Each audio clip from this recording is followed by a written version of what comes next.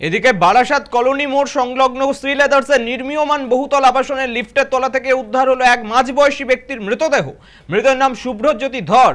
তিনি একটি বহুজাতিক জুতো সংস্থার অস্থায়ী কর্মীর কাজের সঙ্গে যুক্ত ছিলেন। স্থানীয় সূত্রে জানা গেছে বিকেলের পর থেকে নিখোঁজ ছিলেন তিনি। সন্ধ্যায় সহকর্মীরা খোঁজ করতে গিয়ে লিফটের নিচে তার দেহ দেখতে পান। খবর পেয়ে ঘটনাস্থলে পৌঁছায় পুলিশ ও দমকল কর্মীরা।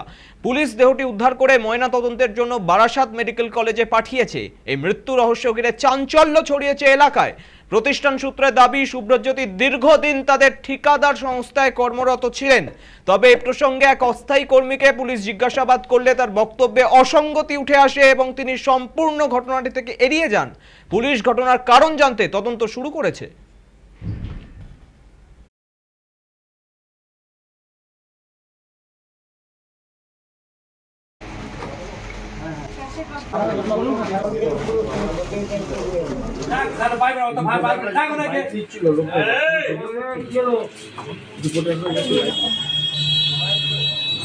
আমরা যখন এখান থেকেই দেখছি 1 ফুট দূর থেকে বোঝা যাচ্ছে না যে নিচে কেউ পড়ে আছে। ও 4তলা থেকে কে দেখলো কি করে যে কে লিফটে পড়ে আছে? আমাদের এটা একটা সন্দেহ তো আছেই। আমরা চাইছি প্রশাসন যাতে এটা একটু নিরপেক্ষভাবেই এটা জাজ তদন্ত করুক।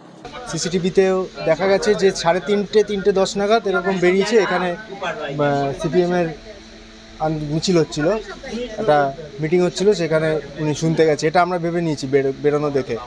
তারপরে ঢুকতে দেখিনি আমরা কাউকে। তারপরে আমরা বাড়ি চলে গেছি। 9টায় বন্ধ হয়েছে আমাদের, 9:30 আমরা বেরিয়েছি। তারপরে বেরিয়ে বাড়ি গিয়ে আমরা খেয়ে উঠেছি, সঙ্গে সঙ্গে শিবুদাকে ফোন করে বলছে এই ঘটনা, তুই সঙ্গে এক্ষুনি চাবি নিয়ে। চাবি আমার কাছে থাকে, চাবি নিয়ে এসে এরকম এখন